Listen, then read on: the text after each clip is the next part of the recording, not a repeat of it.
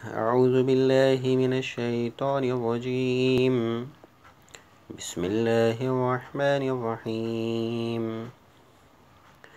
لن يستنكف المسيح أن يكون عبدا لله ولا الملائكة المقربون ومن يستنكف عن عبادته ويستكبر فسيحشرهم إليه جميعا.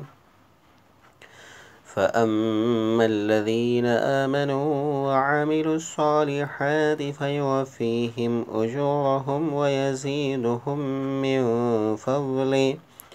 وأما الذين استنكفوا واستكبروا فيعذبهم عذابا أليما ولا يجدون لهم من دون الله وليا ولا نصيرا.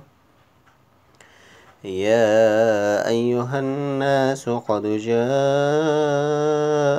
برهان من ربكم وأنزلنا إليكم نورا مبينا.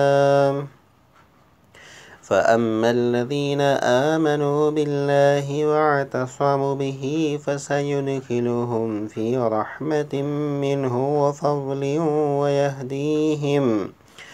ويهديهم إليه صراطا مستقيما.